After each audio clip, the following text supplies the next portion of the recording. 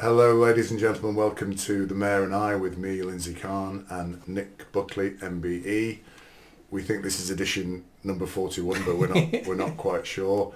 And it's a weekly chat about events in the media, paper, politics, etc., mainly that infuriates me, and Nick tries to calm me down. And thank you very much for listening, but if you could give us a thumbs up, subscribe, and comment and recommend to your friends as well, that would be great. So welcome, Nick, to The Mayor and I. And this podcast now is also on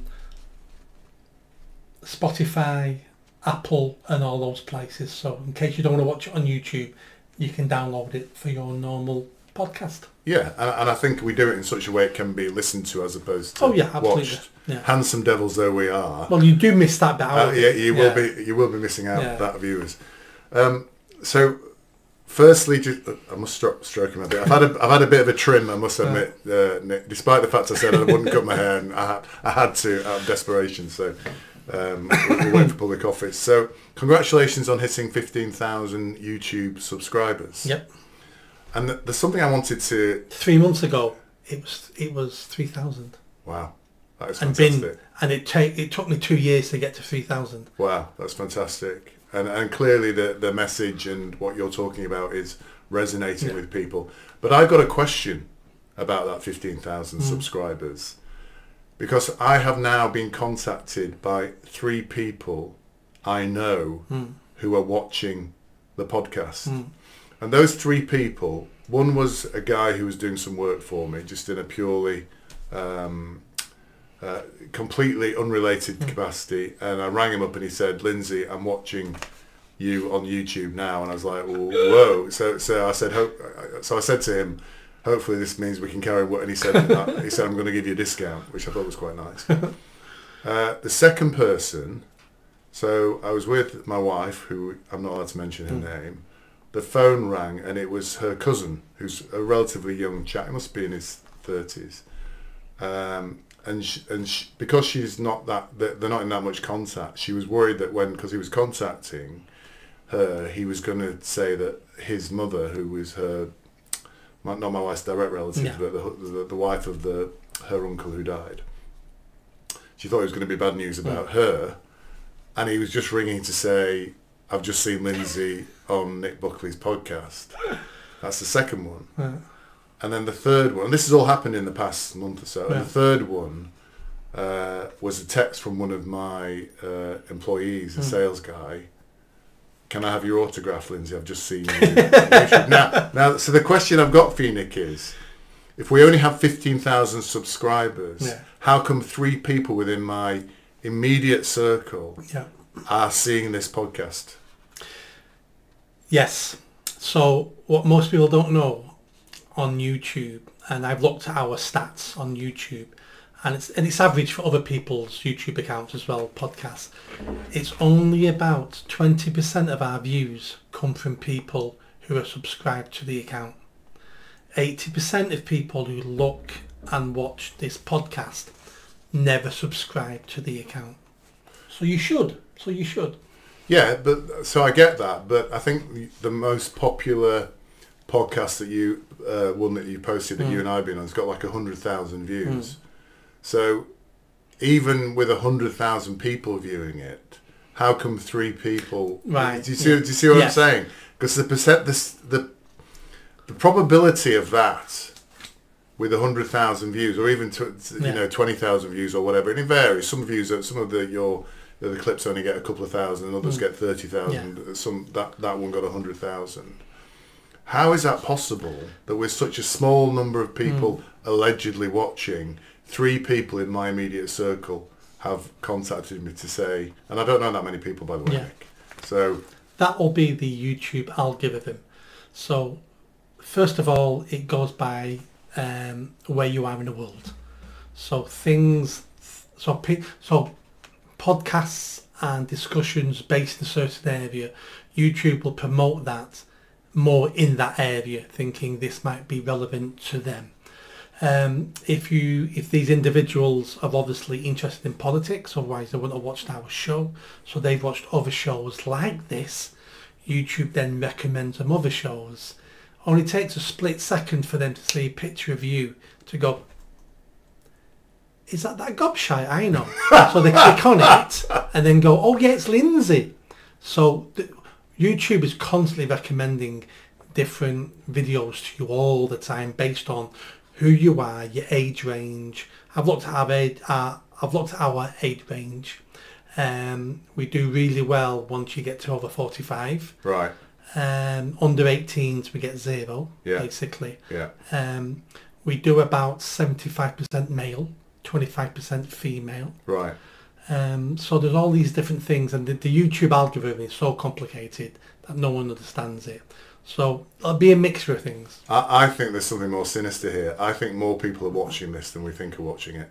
I think it's got to be for 3 people in my circle to be watching it. I suppose. And the sales guy we're talking about, lives in Cornwall. So it's not like he's in the immediate vicinity. He is over 50, by the way. Yeah. Apologies if you're not, by the way, but just in case you're watching. But I think he is over 50. He's a young looking 50. If somebody could fully understand the YouTube algorithm, they'd make millions overnight. Right. Yes, of course. I just, because it's such a large percentage of people who've contacted me, I'm thinking more people seeing it than maybe we think. Maybe there's some other way they're seeing it or something. I don't know, but there's something happening there that I don't quite understand, because 3 people is a lot. They may have seen you for the first time on one of the ones that did really well, because the more people watch it, the more YouTube advertise it for other people to watch. So the one that got 100,000 views, which is nothing for some people's podcasts, for us it's the biggest one we've ever had, that would have got advertised all over the country by YouTube. And that might have been the one they clicked on first of all, because it got advertised to them. And with the fact they clicked on it once means YouTube will always advertise every now and again some of our other stuff to them as well. Right. Okay. I'm not convinced, but anyway. Right. On the way over here, before I start, I was slowed down on 2 occasions by vehicles with the Manchester B on. Right. And it kind of... I know you hate them. And it kind of proves a point to me, doesn't it? The people who drive vehicles with a Manchester B on drive slower than normal people. They're more risk averse, aren't they? They're more risk averse. Yeah. They've capitulated. They're people who've capitulated, really, haven't they? Because for me, the Manchester... by the way, one of them was on a bus, a yellow bus, which is Andy Burnham's. It is Andy Burnham's bus, then. Yeah, so that was one of the things that slowed me down. The other one was on the back of a van. And I looked at both as I had lots of time, obviously, because they were driving so slowly whilst I was behind them. And I was just thinking, this is a symbol of capitulation, isn't it? Of cowardice, of giving in, of not acknowledging anger and hatred for an enemy, basically. It is, but they don't see it like that. They see it as, look how wonderful I am. I'm against the killing of 22 people in Manchester. Well, can you show me someone who's in favour of it? Yes, yeah. So your virtue signalling means nothing. Yeah. But we've had this discussion before about the Manchester B. Yeah, I just thought I'd mention it, because I do think the fat people, they tend to drive slower than anybody else is relevant. Let's get straight into our favourite subject, Labour, the Labour Party. And as you constantly remind me, Nick, I had high hopes for the Labour Party. You did. And even I didn't think it'd be as bad as this, because I said to you, give it a year, Lindsay, and we'll look back. Yeah. And didn't even take a year. It took a couple of weeks for us to look back and go, Jesus, you were wrong there, Lindsay. It took a couple of weeks. And I noticed that one of your videos that did very well in the last couple of weeks was one around your prediction that Starmer would be out. That did very well, yeah. About 50,000. And it's interesting that people are looking at that. People must be thinking that's the case as well. But let's just talk about some of the things they've done in the last week or so. And we're on the 17th of September today, by the way. So how long have they been in power, these guys? 70 days, maybe? Yeah. It's not long, is it? It's not even 100 days. So one of the things they're doing is releasing 5,000 prisoners early, of which 1,700 have already been released. We'll go into who's been released early, but An interesting stat I saw the other day was currently in our prisons there are 10,400 foreign nationals in prison. 12%. So a fairly logical, and something I haven't seen on the media or anybody's mentioned at all, a totally logical thing to do is send those 10,400 foreign nationals home, free up 10,000 spaces in our jails, and then we wouldn't have to release 5,000 violent and otherwise offenders out into the... Is there any reason we can't do that, Nick? The only reason really is none of our politicians in power have a backbone. It's as simple as that. All of those people in jail, foreign nationals, can be deported, should be deported. In fact, it'd be a vote winner. If you want to be cynical, it'd be a vote winner. Yeah. Who doesn't want to deport foreign criminals? Yeah. But it goes against everything they think, which is, if you're a criminal, it's not really your fault. It's society's fault for making you a criminal. We didn't give you enough opportunities. The white cis men took all the opportunities and made you a criminal. Yeah, especially if you're a brown criminal. Exactly, exactly. And most of these will be brown criminals. Not all of them. You know, the highest number of criminals in our jails, and the top 4 are European. It's Albanians, Irish. I'm guessing the next 2 now. I think it was Polish. And there was another, but the top 4 were white European countries. Oh, really? Yeah, so this isn't even a race thing. Yeah, yeah. And once you get under that, then it's Jamaica and it's Nigeria and Pakistan and stuff. Yeah.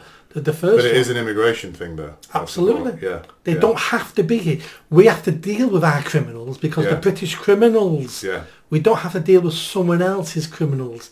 Kick them out, get the passport, and you stamp on it persona non grata, so they never come back. Yeah. So, did you say it's 12% of it? 12% of the population. So 12% of our prison population are foreign nationals. But there's never been any discussion about sending those guys home and creating then 10,000 spaces in the prison system, which desperately needs it. Yeah. But instead what we've done is we've already released 1,700 prisoners. I was reading about some of these prisoners. 2 of them were violent domestic abusers who put their wives or women in hospital. One of them was arrested the same day for who was a sex offender for touching a woman. I don't know if you've heard about that. It wasn't just a woman. It was a woman who worked for the prison who was driving him to the bus stop when he'd been freed. Okay. He sexually assaulted her while she was driving him to the bus stop. He'd been out of jail 10 minutes and he sexually assaulted her.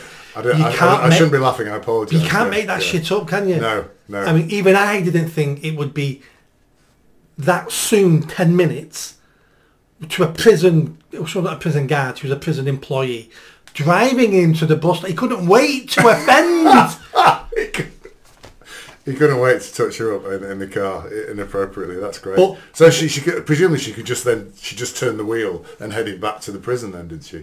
She could have done, but she wasn't a prison guard. Oh, right, okay. But we're laughing at this because that's slightly funny. Not for her, it's not, but funny, it's slightly funny. But what won't be funny is when one of these guys killed someone and then we say, well, technically he should have been in jail and now he's murdered somebody. Yeah. That's going to happen. Yeah. And I think you made that point when you were talking about Starmer's reign not lasting very long. And you can, as you said, you can see it coming.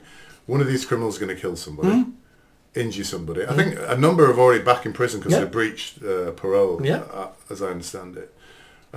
Because they're criminals. Yeah, because they're criminals. And then the second thing that's going to happen, and I'm going to come to that later, about the pensioners and the fuel allowance. Is a pensioner is going to die of... many will die, and everyone will be blamed on Starmer. Yeah. Even if it had nothing to do with the winter fuel allowance or them being cut. Every pensioner death now this winter will be blamed on Starmer. Here's another one for you, Starmer. Yes. Put it across on the wall. And very interestingly on that, and you then start to question, why is he doing this stuff? Because it's just...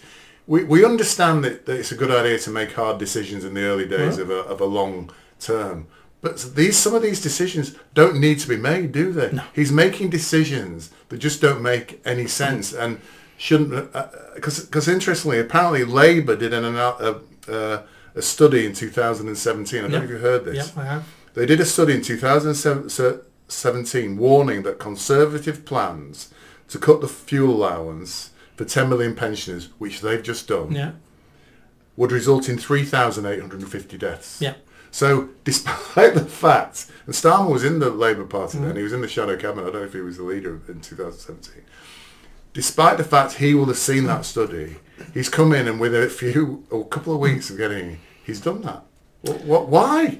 He's done that, and what he's not done, and what's been asked for, and he's still not done it, is they've asked him for, can you share the information with Parliament on what's changed between then and now? What's your latest study showing how many people are going to die? What's improved between 2017 and now? Because if nothing's changed and nothing better, then you know this is going to kill 4,000 old people because you said it 7 years ago. Yeah. So you know what's changed, and you won't answer the question.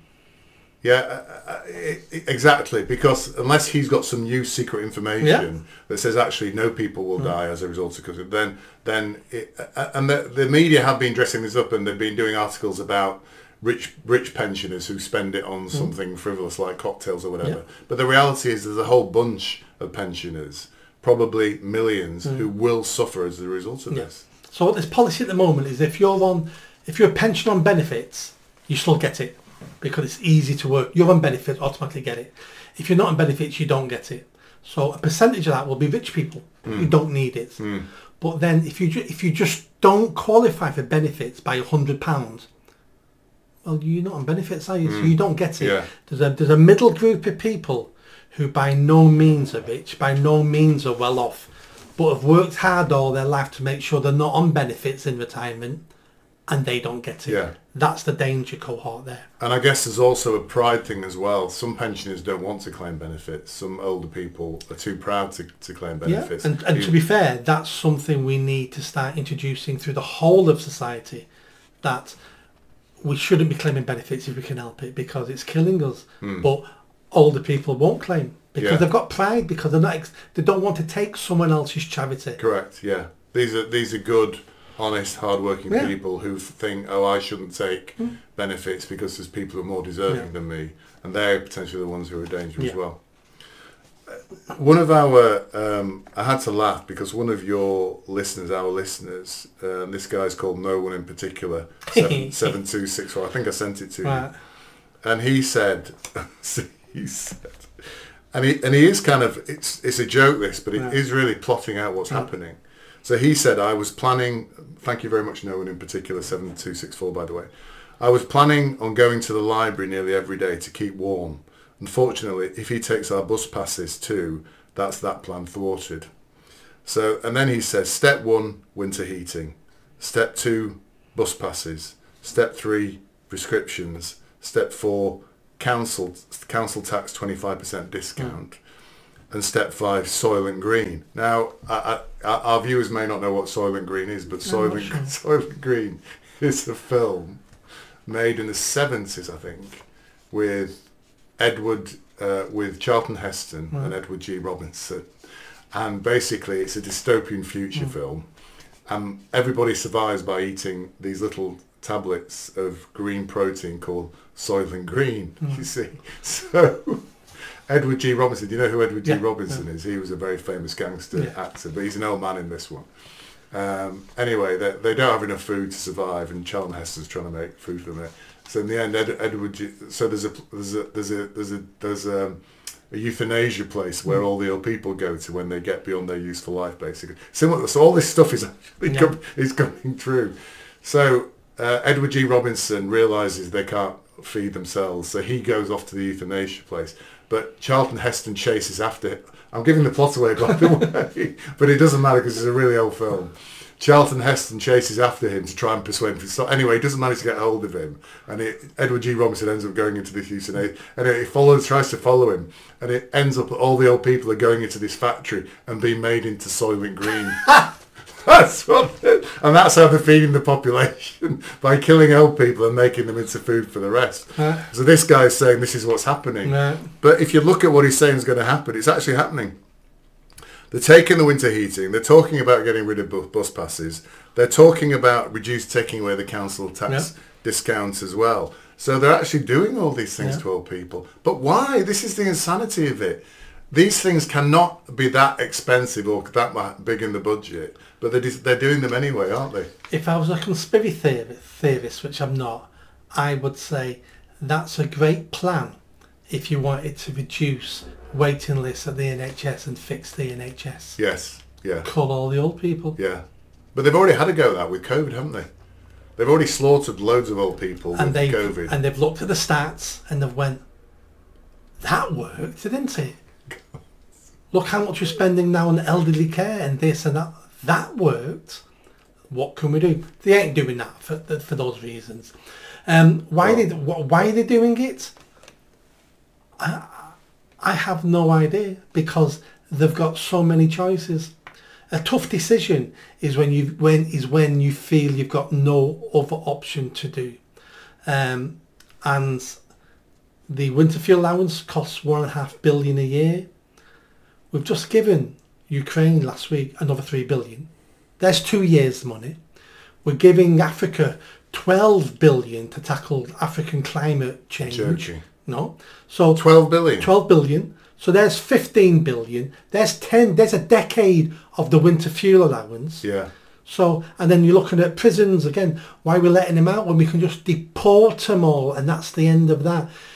There's easy solutions for some of these problems, but we won't take them because they're ideologically driven, as in, well, we can't deport foreign criminals, that's racist.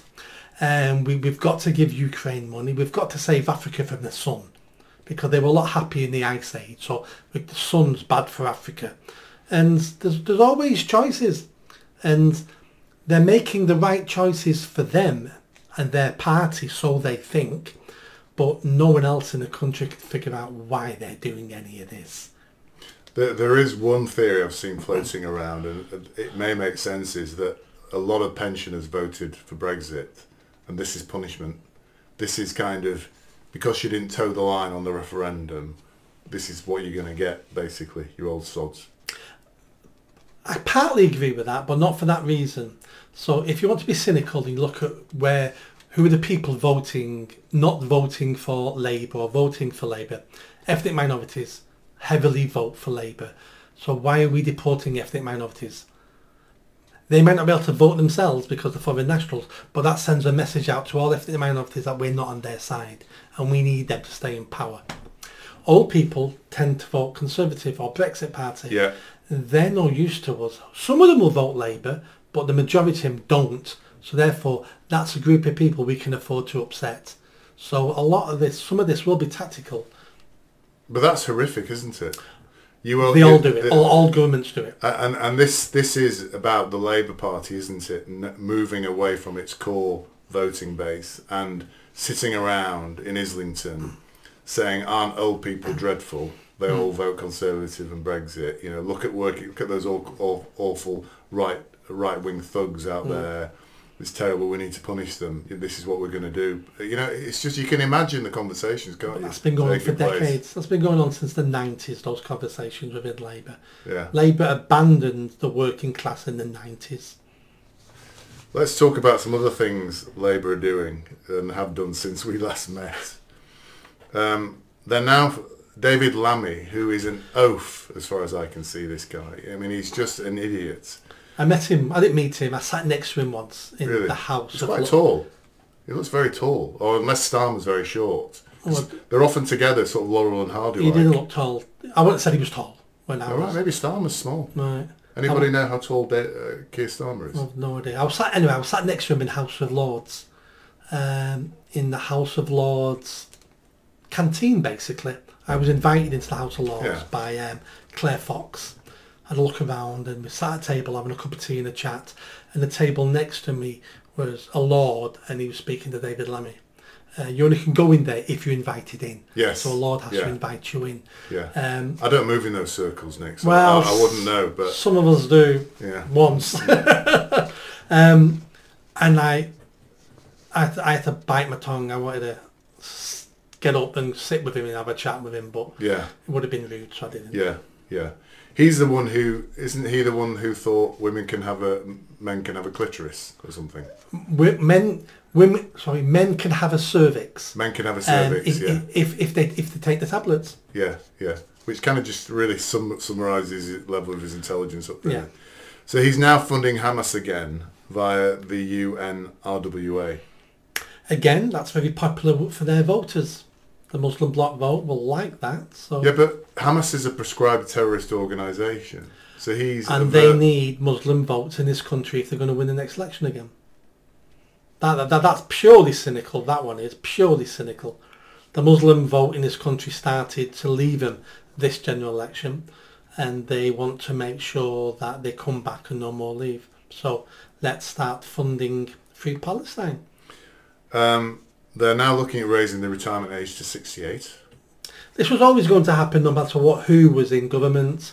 We're getting older and we're still fairly healthy. We can't afford the state pension. We're short of workers. The state age of retirement will continually go up every decade. When the state pension, I remember reading this, when the state pension was first introduced, the average person, the average man lived 3 years after state pension age. Yeah. We're now living 20, 30 years after state pension age, and we can't afford it. Yeah. But again, it's another assault on the British hard-working people, isn't it? I was looking forward to my pension at 65. Then it went to 67. Yeah. Now it's going to be 68, isn't it? Maybe not for you because are you days away now from retiring? Yes, right. maybe months to be fair. But it's that. I mean, that's one of those hard decisions. The other ones weren't hard decisions. Yeah, there was alternatives there. I think the pension age would have been one that had gone down better than taking away the winter fuel allowance. Absolutely, because everybody will admit the pension time bomb's a problem, and no one's got an answer apart from delaying when you get it. So people can. It's very unpopular, but people can understand it. It makes sense because we can't afford it. Yeah. The other ones, when we're giving away money, which is more than we're saving. They're the ones. That is just scandalous. 3 million to Ukraine. Do you say 12 million to Africa? 12 billion to Africa. 15 billion pounds. That's of our money. Yeah, that's a decade of the winter fuel allowance. By the way, I started looking into the tax thing in a bit more detail. That website you gave me they didn't respond to my email. But I've done my own research, and apparently the amount the government spends every year per household, and I'm going to do more analysis on this, so this is just a preliminary one. Guess how much the government spends per year per household in the UK?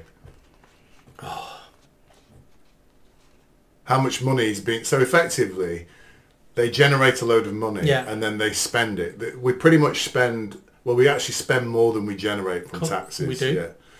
So let's assume that we spend everything we generate from taxes, and then that money effectively is dispensed to spent on each household. Yeah. What do you think we are spending on each household? 3,500. No. 50,000. £40,000. 40,000. So every household, if we did this right, every household in the UK could be given £40,000 a year each if we did everything right. Yeah. Now, my next step is to analyse how they are spending our 40,000 quid. Yeah. So we are generating from personal income tax, from corporation tax, from other things that we do, £40,000 per house. Yeah. For this house here, for your house here, Nick, 40,000 quid has been generated by this government or taken by this government. Are you feeling the benefit of 40,000 quid? No.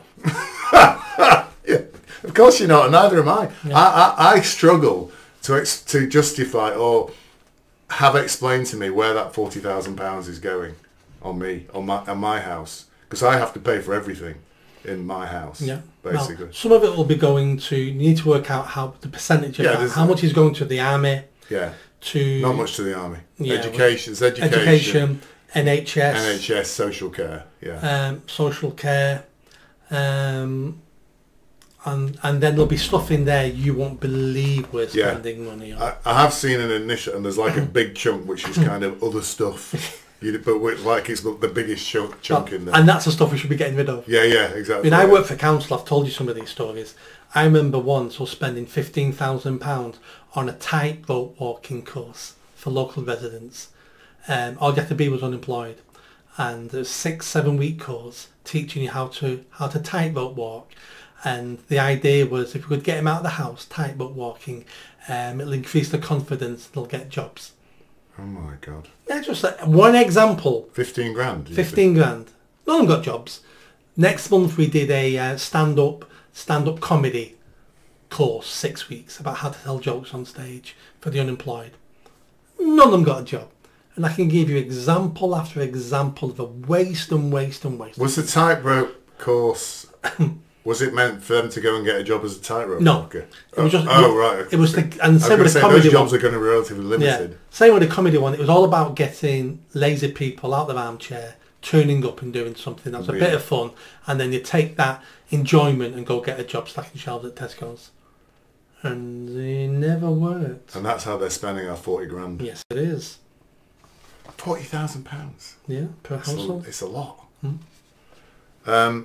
Two more things I want to talk about while we're on Labour, and we don't want to be on Labour all day.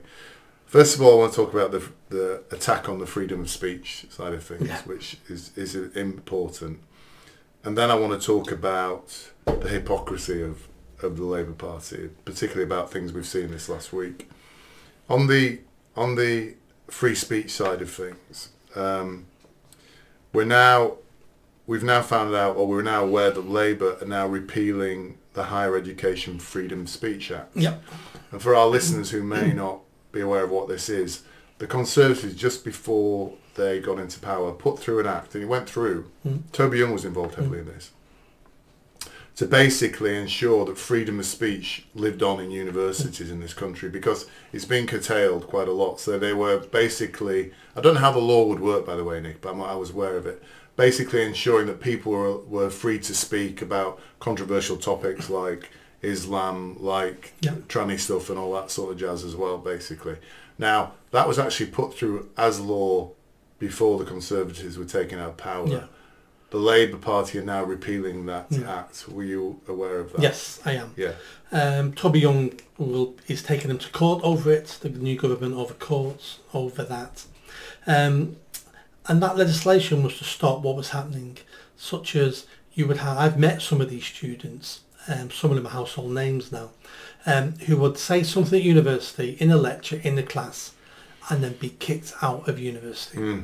One woman called Amy Gallagher was training, she was already an NHS nurse, she was training to be psychologist, a psycho something. Is this the blonde lady? Yes. I see her on New Culture Forum. Yes, exactly her. And then she got kicked off because she doesn't believe that men can be women. Another guy called James Esses, he won his case. Only recently, last month, he finally got to court and won his case, and they paid damages. They settled out of court because they knew they were going to lose. And he got kicked off his course for the same sort of thing. So you only have to kick one, and then there was another woman doing a degree in Scotland, and was forced off her course for the same thing. So universities were not a place where you could openly discuss ideas. You could openly discuss freely ideas that had been pre-approved. But if you said something that other people didn't like, that's not pre-approved, you could be kicked out your course. And when you think about it, you're 2-3 years in, you're 50 grand in debt, you then lose your course. It's like that changes your life. The fear of that makes sure everybody else keeps their mouth shut. The fear of that. It was absolutely horrendous. And then we had university lecturers being kicked out. Yeah. There was a lady, I forgot her name, she's a feminist, so I didn't really like her that much. Kathleen Stott.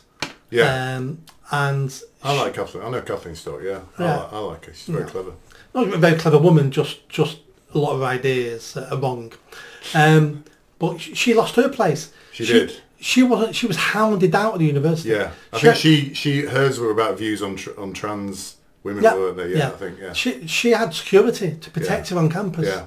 And this is a UK campus. Yeah. Absolutely appalling. Even though I disagree with some of her views, she has every right to air them. Of course. It might turn out that she was right and I was wrong. Who am I to say?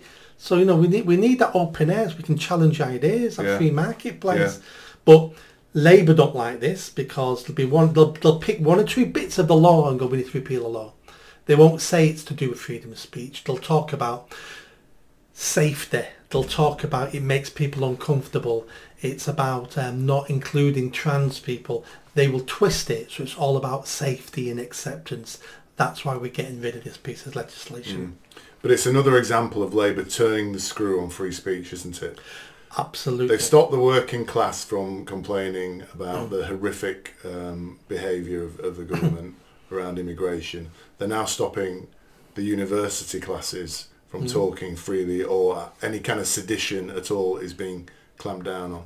And the final one, just on the free speech, IET Cooper, who is a loathsome woman, has reversed the Conservatives' actions to reduce the recording of non-crimes. And non-crime hate incidents. Non-crime hate incidents. So again, I know we talk about this often. Non-crime hate incidents is if I'm at a meeting somewhere and I say trans women are not women, somebody can report me anonymously to the police. Yep. My name can be written down and on the record in a police station, and I don't know anything about it. It'll be on your record. Yeah. That you didn't commit a crime, but we've registered against your name a non-crime hate incident. Yeah. That if you then get a DBS check, a police check to get a job, it will come up on that. Yeah. That you've got a non-crime hate incident for a racist remark. Yeah. That's enough for you never get a job. Yeah. It's horrific. And of course, people being aware of this and the fact it's now being reversed as well are going to be even more careful about what they're saying at work, in the pub, or whatever it might be, because of the chance they're going to be reported. Again, it's 1984. Yeah. Horrific. The guy who started all this to get rid of the hate crime, non-crime hate incidents was a guy called Harry Miller. Harry Miller, yeah. Ex-copper. He'd not been a copper for decades, but he was an ex-copper. He had the police turn up at his place of work and said to him, "I'm here to check your thinking." Yeah. That's what they said to him. "We're here to check your thinking because you've put this limerick online that's anti-trans, and we're here to see why you would have done such a thing." And he got supported by the Free Speech Union. Took 3 years to get to court. Yeah. And he got this stopped. Yeah. And the judge, when he passed his judgment, said, "In this country, we've never had the Gestapo. Yes. We've never had the Checker. We've never had those things here." Stasi. Yeah. And that's how he commented on this case after. Yeah. Absolutely appalling. And they're going to change this. And again, they changed this because this is all about control. That's because you'll know then you can get in trouble for what you say, even if it's non-violent. Just like online, the people were locking up on Facebook and making comments on Twitter, were locking them up. And they want to make sure that there's no dissent. Because you only can rule this country now if the people are too afraid to stick up for themselves, that's their game plan. Yeah, and I want to talk about that later, because I've been thinking a lot about this, about how we make your prediction come true, basically. So I want to talk about that in a minute. The final thing I want to talk about, I've put down here in my notes, Minority Report has become a reality. Have you seen the film? I know you don't. Yes, I know you're a bit of a cultural ignoramus, Nick, but have you seen? I went to the silver screen to watch it when it first came out. Minority Report, the silver screen. That's good to know. Yeah. So, who was it you didn't know about the other day? I mentioned somebody's name. You'd never heard of them. I thought it was that black and white actor from the 50s. Yes. Jackie Starr, something like that. You got his autograph? Yes, Sam Kidd. Sam Kidd, that was nearly right. Everybody knows who Sam Kidd is. He's a very famous British actor. Never heard of him. Any patriotic British people will know who Sam Kidd is. I've got Sam Kidd's autograph. So you have seen the film Minority Report. Yes. So again, for our gentle listeners, in case they haven't seen it, It's a film where basically there's no murders because they developed a machine which runs off some psychics. They have some psychics. Some psychics. Who can predict crime. They can predict crime. So before a crime happens, the name of the person who's going to commit the crime is sent to the coppers, basically. They then go and arrest the person before he's done anything. Yeah. But what is the difference between that and what is happening here? Yeah. So they've made decisions. They're saying, tell us if somebody says something like this, and then we'll have them before they even do anything. Yeah, this is what this is about. Because saying something is the first step to doing something. Yes. So if you say, I don't like black people, that's the first step. You're bound to go on to punch a black person, to stab a black person, to then want to commit genocide against the black race. Yes. That really, I mean, there's theories on this, so that's not me making this up. There's theories on this, the progression of why we need non-crime incidents is to stop genocide. Yes. So if I say there's too much immigration in this country, it's a short step from me saying that to turning up in the middle of a mosque and machine gunning down 80 Muslims. Yeah. That's basically it, isn't it? Their logic is... I really need to be hauled away now by the police. Have the police turned up? The people who would kill Muslims in a mosque are the same people who would have said and have said, I think immigration is too high. So there's a correlation there straight away. Yes. So we can stop him saying that, then the crime later will never be committed. Yes. It's infantile, it's science fiction, it's people who don't understand humans devise these sort of policies. Yeah. And so that's why we are now, this is why, we are now jailing 53-year-old middle-aged women who've never committed a crime in their lives because they say burn down a mosque. Yeah. But letting that bastard Hugh Edwards walk free, who's actually, been found with pictures of 7-year-old children being sexually abused on his phone. This is where we've got to. Because he's okay. He's okay, so he can walk free. Yeah. She, because she's written that, is potentially going to murder some Muslims at some point in the future, this little old lady from Cheshire. They may tell you that, but the reason they've done those two things there is, first of all, Hugh Edwards is not a threat to the government.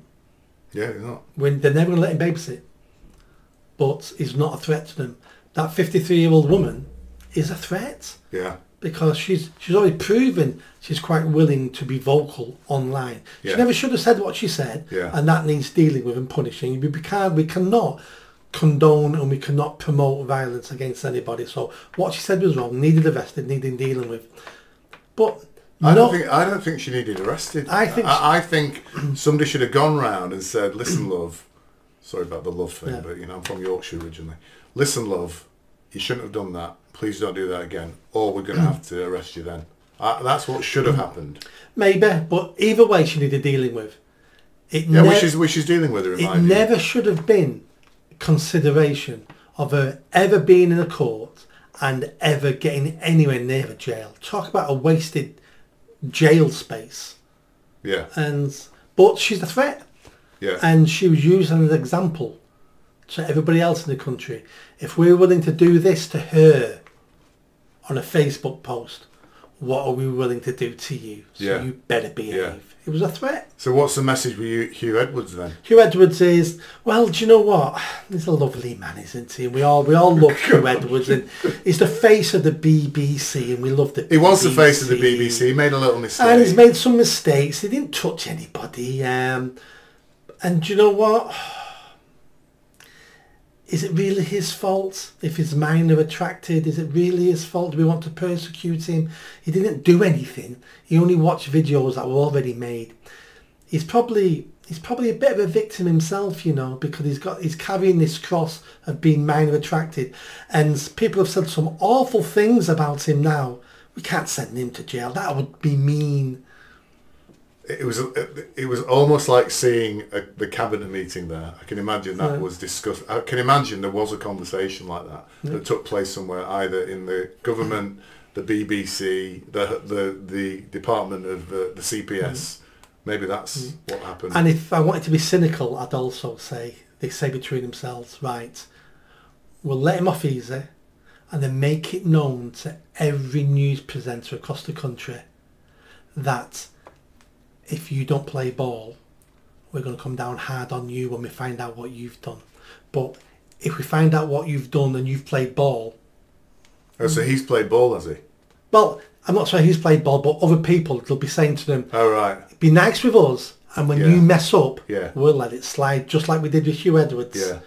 But also, Hugh Edwards is one of us, isn't he? I don't mean one of us. I mean, he's one of our lot. One of the elite. He's one of our lot. He's a nice guy. He's not like that grotty woman in Cheshire who posted that, who's like one of the deplorables. Yeah. He's one of us, isn't he? So we can't really... He really doesn't deserve to go to jail, does he? And it wouldn't surprise me that the kids who were abused, that their parents were right-wing. Oh, yes, of course. So does it matter if you abuse the children of right-wing people because they need punishing? Yeah. They're not real victims, are they? Yeah. Because, of course, him looking at pornographic pictures of small children, there's no victims there. There's no victims. He's an innocent in that sense because there's no... But, of course, there are bloody victims, aren't there, you bastards? Those videos would never have been made if people wouldn't pay to watch them. Exactly. There's a direct link. Yeah. It's like people who go, oh, I take a bit of cocaine, it's harmless. It's not harmless, and you might think it's harmless, but have you seen the slaughters in Mexico over the cocaine trade and in Colombia? So you might not think you're involved, but the money you've paid for that funds that violence. There wouldn't be violence if you weren't buying it. So you are killing those children in Mexico and Colombia and Honduras. Correct. This is down to you. So everything has consequences. Yeah, yeah. But I think genuinely that's what they're thinking, the elite. He's not hurt anybody. He's a nice guy. He was one of us for a long time. I mean, there were even that arse John Sopel and Emily Maitlis were defending him, weren't they, when it first happened? Not the paedophilia bit, but the first bit about showing his bum to some young bloke. Yeah. I mean, they were defending him. A lot of people couldn't believe it could ever be true, and that's because they've never met a paedophile. Yeah, yeah. You don't know what a paedophile looks like. Yes. Nobody does because they don't look a certain way. You have no idea who's a child molester. It's not the old man in the park with a dirty Mac. That's a caricature. We have no idea who a paedophile is. I remember in one of our businesses, the cops turned up one day and there was a guy who worked in the joinery shop. Nice guy, really friendly, everybody liked him. Took him away. He'd been abusing his children. Yeah. Yeah. But he was a perfectly normal guy, as they are. Yeah.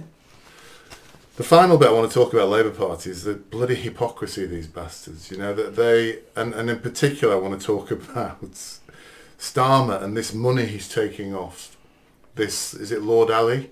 Oh, yeah. For clothes. Yeah. Now the worst thing about this is, A, he's been found out. So he's taken thousands, something like £2,000 for a pair of glasses, thousands of pounds for his suits.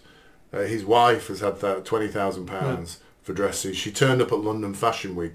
By the way, she's called Victoria, so they're now calling her Lady Victoria Sponge. Yeah, I found that very funny. I thought that was very funny, Lady Victoria Sponge. So it's little bits like that every now and again that makes it worth living. I mean, so someone comes up with a quip like that, it's so funny. The British sense of humour is unsurpassed. I think that is a classic piece of British humour. That Lady Victoria Sponge. You got two-tier Starmer and Lady Victoria Sponge.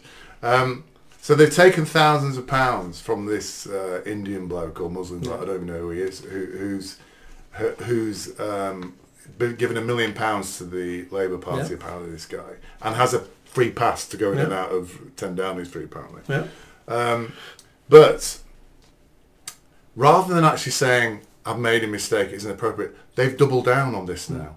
So Lammy, that idiot we were talking about, he's now come out and said, oh, well, in America, okay, even though, you know, Lammy, we're not living in America, we're living in Britain, in England, yes? Oh, in America they have a clothes allowance. They don't have a clothes allowance here. So despite the fact that Starmer gets paid £500,000 a year or earns £500,000 a year, he hasn't got enough money to buy his own clothes or for his wife to buy his clothes. So therefore it's appropriate they take money from people, you know, from outsiders who have no political, who haven't been voted in. They take money to buy their clothes. And Starmer has said this is the case, but he's also doubling down on the football. Have you heard about this as well?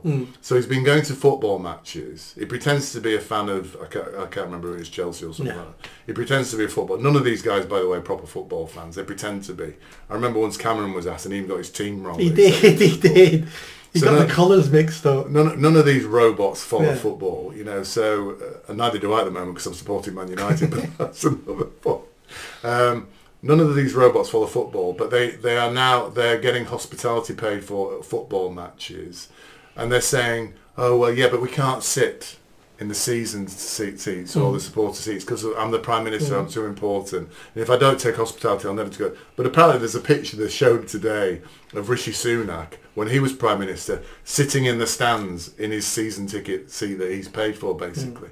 So they cannot see the hypocrisy and are totally tone deaf to what is happening here because they are taking money from pensioners.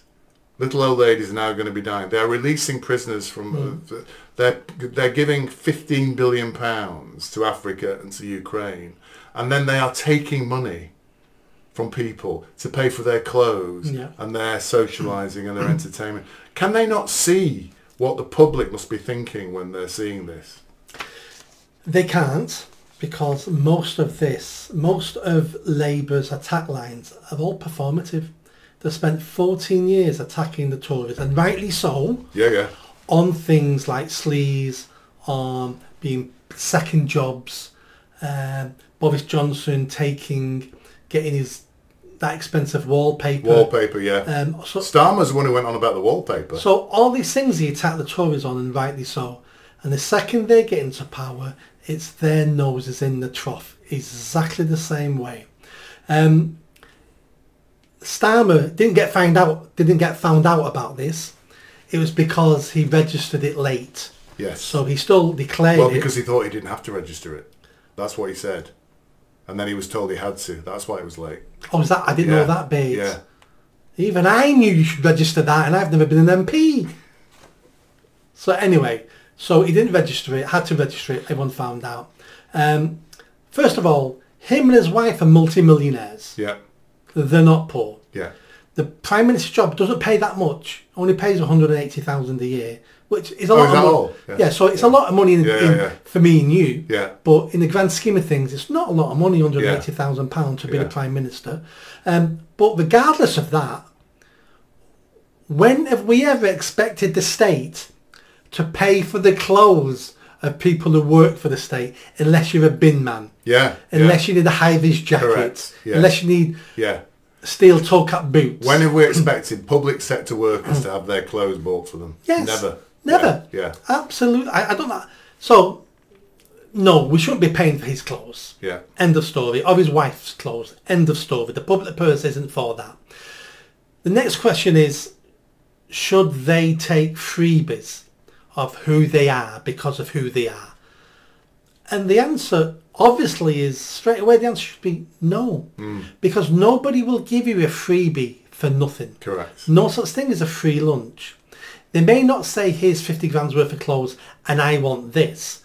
What they do is, here's 50 grand's worth of clothes, and one day I might, like the Godfather, one day I might call upon you for a favour. Yeah. Or you might look upon me nicer, which might help down the line. People always want something in return. Yeah. So they never should have accepted those gifts in the first place. When it comes to hospitality, there's a fine line there. So if you're invited as a guest to a function, to a ball, to a VIP game, and you can explain why you're going. I'm going because I'm going to meet the Spanish ambassador there. I'm going there because it's a CEO at a football match of Amazon. Yeah. And I'm going to talk to him about jobs in the UK. If I'm taking this free 10 grand ticket to watch Man U in the final, if they ever get to a final, and it's just because I want to go, and some millionaire businessman's paying it for me, and I can't explain why I'm going, well, the answer is no, because even if it's all innocent, that looks like a bribe to me. Of course it does. And if it looks like a bribe, it doesn't matter if it is or not. We can't have our senior politicians looking like they take bribes or can be influenced. So all those things need to stop. And I can't believe within a couple of weeks of them being in power, the Labour Party, who are always holier than thou, are doing exactly what either the government have ever done. Yeah, absolutely. I'm shocked. Absolutely shocked. I am shocked. I'm more shocked at that than the winter fuel allowance. Really? I'm more shocked because that goes at the very heart of their morality, Correct. their dignity, their understanding how it looks.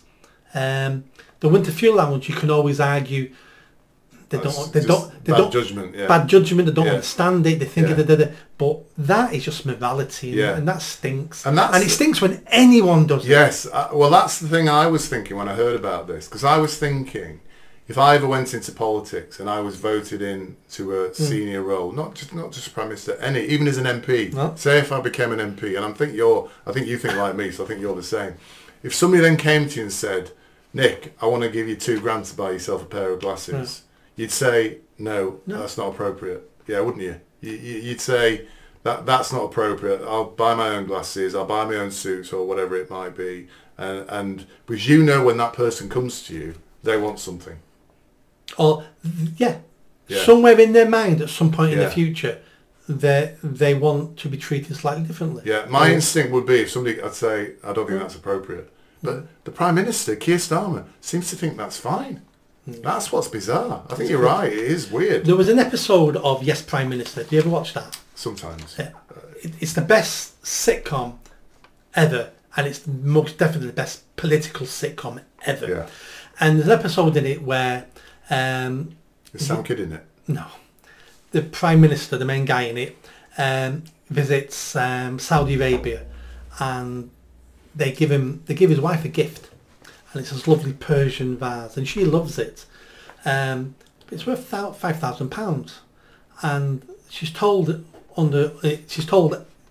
very carefully, you cannot accept any gifts over £50. So accept the gift, thank them. It has to get logged that it was a gift, and then that gift then belongs to the state. It'll go in a museum or it'll go in some offices somewhere, but even though it's given to you, you cannot keep it because it will look like a bribe. So, yes, Prime Minister was based on facts. Yeah. So what's happened between the 1980s and now? I don't know. That you can accept 50 grand's worth of clothes, and that's not breaking the rules. But in the 80s, you couldn't accept a couple of £1,000 gift off a foreign power. Yeah. And I mean, I get both of them, and but what's changed?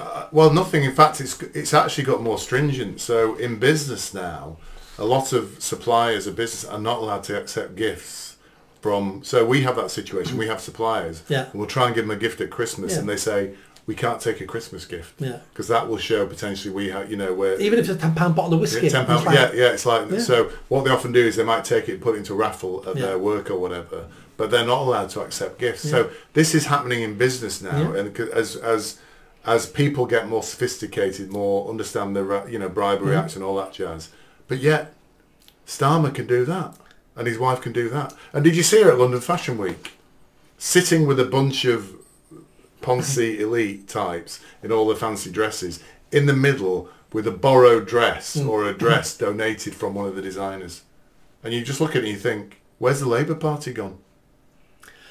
I don't blame her for anything. She's not a politician. She's his wife. She's not the First Lady. We don't have First Ladies in this country, so she can do what she wants to do.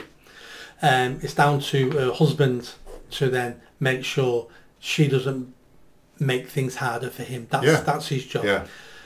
If a fashion director wanted to borrow her an expensive dress because he's going to get advertisement out of it, the optics are poor. The optics are poor, but she's not a politician. No. That's down to him. That's down to him and her to sort that out. I've got no issues with her. Okay, Lady Victoria Sponge, as Sponge as we call it. And it's a 2-tier cake. Very good. I want to move on now we'll move away from the Labour Party. I think we've talked about them enough. You remember 2-3 weeks ago we did something about a kid called Richard Everett? Yes.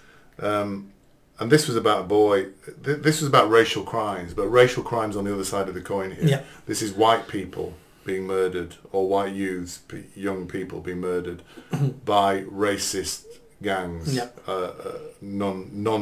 generally non-white gangs. And we commented on a one particular kid, Richard Everett, who was killed in London in 1994. We got a tremendous response to that section, and a lot of the responses were, "What about X? What about Y?" And there were a series of other names that came up, and I said to the viewers that I would have a look into this and come back to you. So I've done a bit of work on this, and actually what's quite chilling about this is I've got 7 examples here, but there were a lot more, and I had to actually curtail and edit really this section. I just wanted to talk through some of them now, and I'll be interested to know whether you are aware of these people, whether you're aware of these crimes. I think there's one that I've heard about in here, but what was quite staggering was how little publicity these murders have had, basically. We start with, so I'm calling these the lost boys, even though there's a girl in here, but they are lost, these kids. They're lost in time and in memory and everything. Richard Everett, 1994, 15-year-old boy, white boy. He'd been, some of these, I was actually filling up when I was reading some of these, actually. He'd literally been, I've got 3 sons, all being 15, I know what they were like when they were 15. He'd been to play football with his friends. He was not involved in any gangs or whatever. And he was picked up by Bangladeshis and killed, basically. I think he was beaten to death, poor kid.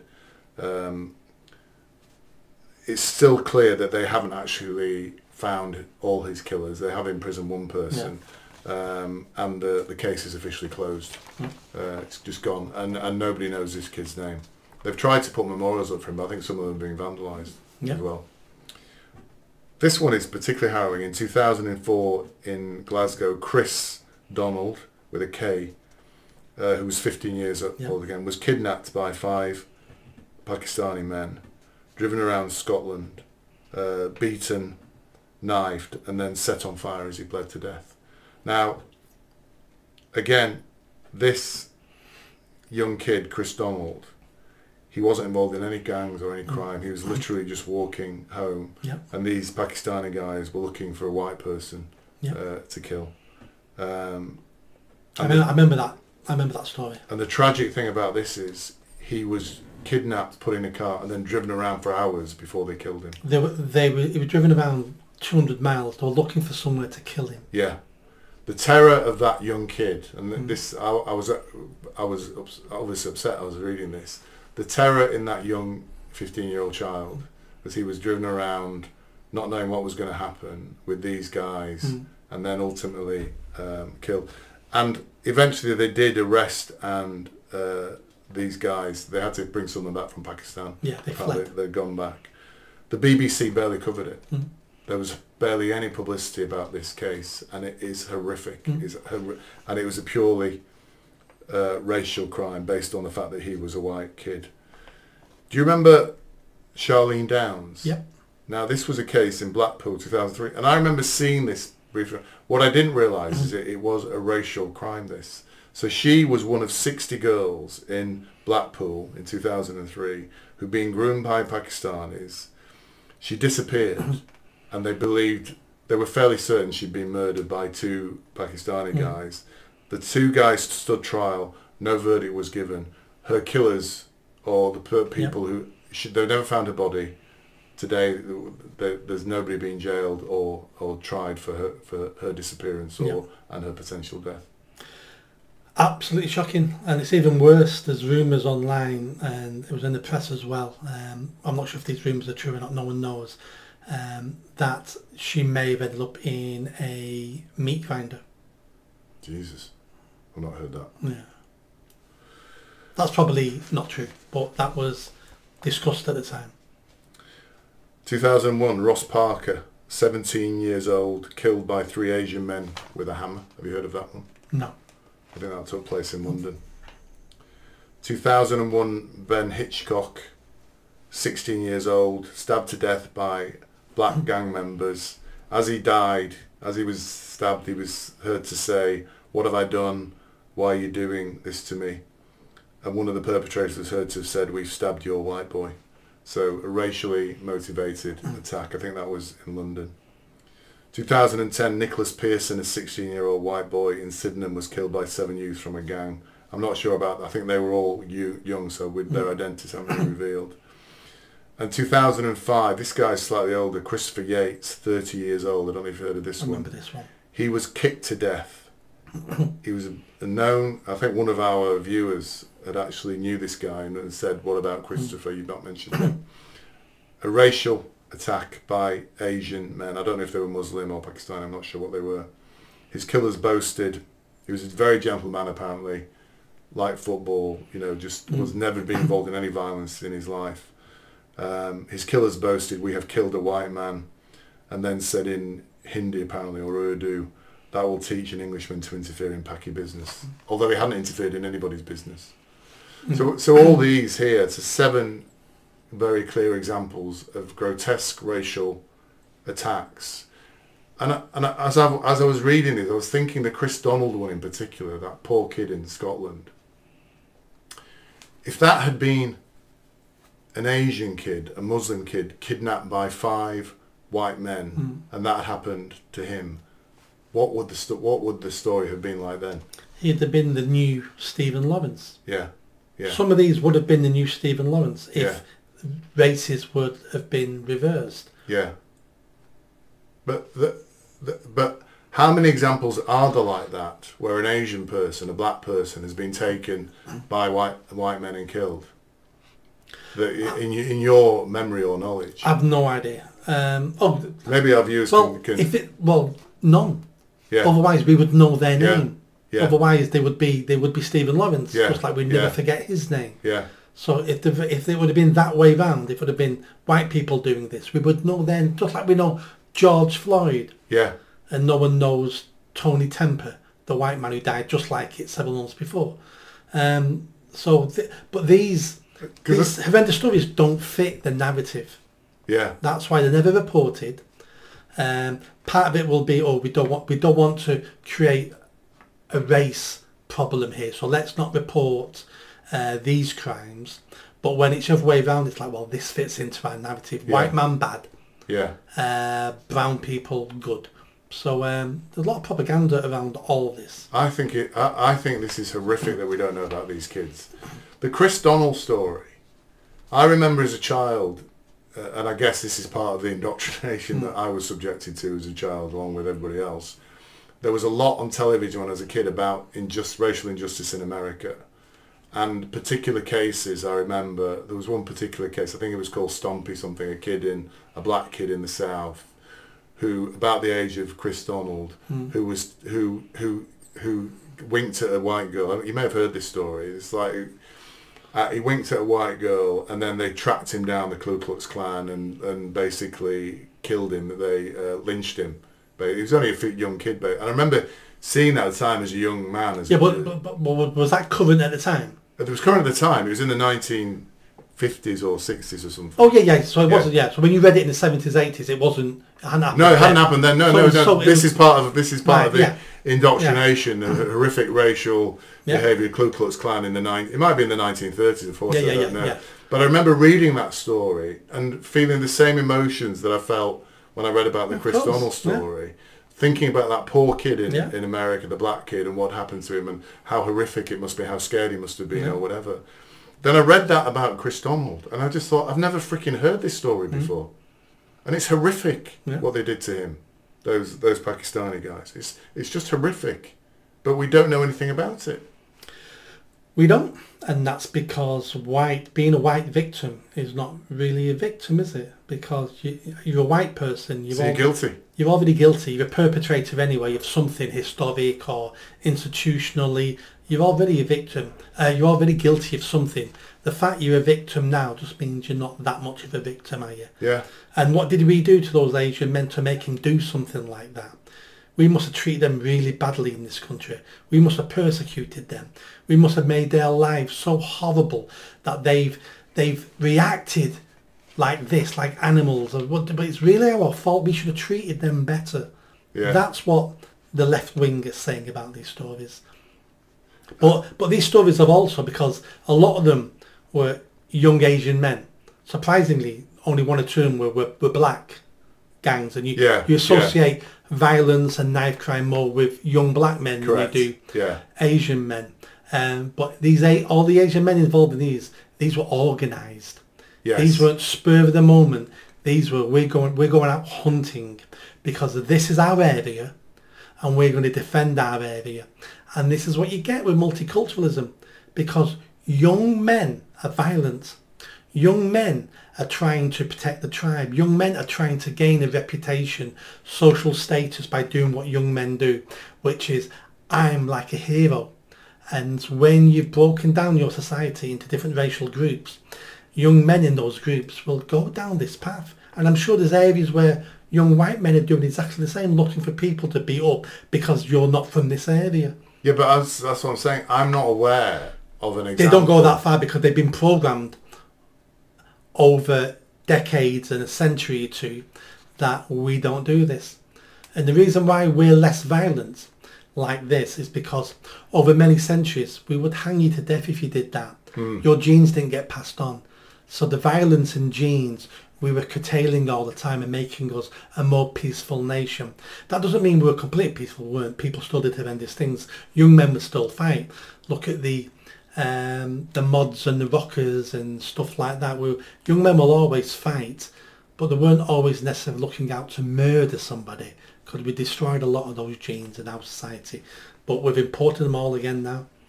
I think what I'd like to hear from you, Nick, is that when eventually you get into power and you're in a position of influence, you can maybe bring these atrocities to light and get some proper investigation into them, because these boys' voices need to be heard, basically, of what's happened to them. They do, and I reckon, like you said, I reckon there's dozens more on that list that could go on that list, and we don't know. When you sent me that list early today, and I quickly Googled the names to see if I knew any of them. Some of them I couldn't even find on Google. Yeah. Oh yeah. It took me ages to find some of them. Yeah. There's no some of these don't even have their own Wikipedia. I think Richard Everett has his own Wikipedia page. I don't think Chris Donald does. I'm not sure. Maybe he does, but some of them there's no memorial to them. There's no whether those exist and they're being taken down, because I think there's a few cases here where memorials were put up for them or were suggested to these kids and just either torn down. I think Richard Everett's mum had to leave where she lived because she was getting so much abuse from the Asian community, basically. So it's kind of they're not only not remembered or thought about, they're actually actively suppressed. These stories. It all goes back to two-tier policing, isn't it? It's been going on for decades and decades. But I just, I was shocked when I looked into some of those details. If any of these people would have been brown or black, we would know their names. God, yeah. Just like we know Victoria Klimby. Yeah. Just like I forgot his name now, the young black lad in London who was stabbed in the leg and bled out. He was like 7 or something. He was stabbed by another black kid, but we know his name. It was about knife. Dama Taylor. Oh, Damiola Taylor. Was he only 7, Damiola? He was something like 7 or 9 or something. He was very. He wasn't. He wasn't. And those are horrific stories. They deserve publicity, but these guys deserve publicity as well. Not publicity, but remember. And then we had the 2-year-old child of an immigrant who dies, and allegedly it's from mould in the house in Rochdale. We know his name because there's a law on his name now. If it's black or brown people, or a gay person, or maybe a woman, you get much better attention, and once you get better attention, you get a much better service from the state. And this happens all the time. But if you're a white male, you don't expect a decent service at all. That's a word to end on. I think we've actually been going for quite a long time now, so I think we'll draw this episode to a close. If that's unfortunately, I can't end on a joke on that one, because I don't think there's nothing to really joke about. So. Nick Buckley, MBE, thank you very much. Thank you very much. Did you enjoy that video? I think you did. Come on now, hit that bell, subscribe, comment. Let's build this channel. I need more followers, I need more subscribers. Be part of the journey. See you soon.